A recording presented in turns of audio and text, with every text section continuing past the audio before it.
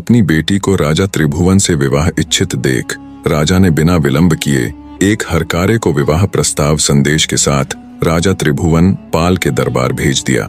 पड़ोसी राज्य से यूं विवाह प्रस्ताव आया देख राजा त्रिभुवन पाल असमंजस में पड़ गया। रानी के दिवंगत हुए अभी बहुत समय नहीं हुआ था, जिस कारण उनका दूसरी शादी करने का कोई विचार नहीं था। फिर भी उन्होंने जब इस बारे में अपने मंत्रियों से सलाह मशवरा किया तो उन्होंने कहा, महाराज, आपको इस विवाह प्रस्ताव को स्वीकार कर लेना चाहिए, अन्यथा राजा त्रिलोचन सिंह नाराज होकर कहीं हम पर आक्रमण न कर दे। उनके पास हमसे कहीं अधिक सेना और शस्त्र बल है। राजा त्रिलोचन सिंह के साथ जुड़ने से हमें राजनीतिक फायदे के साथ साथ भरपूर ताकत भी मिलेगी। और महाराज, कब तक आप महारानी जी के ही शोक में डूबे रहेंगे? नई रानी आने से आपका ध्यान भी बदली हो जाएगा। मंत्रियों की सलाह और अच्छे से सोचने विचारने के बाद अंततः राजा त्रिभुवन पाल ने उस विवाह प्रस्ताव को स्वीकार कर लिया। जल्द ही राजा त्रिभुवन पाल की शादी राजकुमारी त्रिलोचना के साथ हो गई। कुछ समय पश्चात ही रानी त्रिलोचना ने गर्भ धारण कर लिया और तय समय पर राजा को रानी त्रिलोचना से एक पुत्र की प्राप्ति हुई। उधर राजकुमारी रुद्रलेखा और विभित्सना भी अपने जीवन के 10वें वर्ष में प्रवेश कर चुकी थी। आश्रम में उन दोनों की शिक्षा पूरे जोरों शोरों के साथ चल रही थी। राजकुमारी रुद्रलेखा की हर विषय में अच्छी पकड़ थी, पर विभित्सना की बात ही कुछ अलग थी।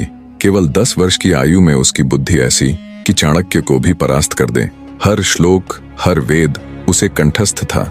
जितनी योग्य वो शास्त्र विद्या यानी ज्ञान, तर्क, भाषा, नीति, धर्म, गणित, विज्ञान, इतिहास, कला आदि में थी, उससे कई गुना अधिक वो शस्त्र विद्या यानी तलवारबाजी, धनुर्विद्या, गदा युद्ध, भाला युद्ध, मलखंभ और आत्मरक्षा में थी।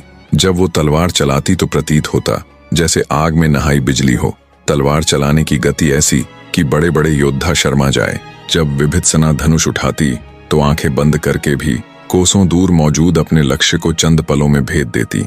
जब वो गदा चलाती तो बड़े से बड़े पत्थर को एक ही वार से कई टुकड़ों में बिखेर देती। शस्त्र और शास्त्र दोनों में उसका कौशल देख उन्हें शिक्षा देने वाले आचार्य काश्यपंत हैरान रह जाते। उन्होंने अपने जीवन में पता नहीं कितने ही राजा महाराजाओं के बच्चों को शस्त्र और शास्त्र विद्या दी थी। एक से एक महारथी योद्धा उनके गुरुकुल से निकले थे, पर उन्होंने अब तक अपने संपूर्ण जीवन में विभित्सना जैसा कोई नहीं देखा था। अब तक के उनके शिष्यों में कोई भी ऐसा नहीं था जो उस 10 वर्षीय बालिका के सामने किसी भी क्षेत्र में पल भर के लिए भी टिक पाता। उसकी इन अद्भुत कलाओं को देख आचार्य काश्यपंत हमेशा उससे एक ही बात कहते,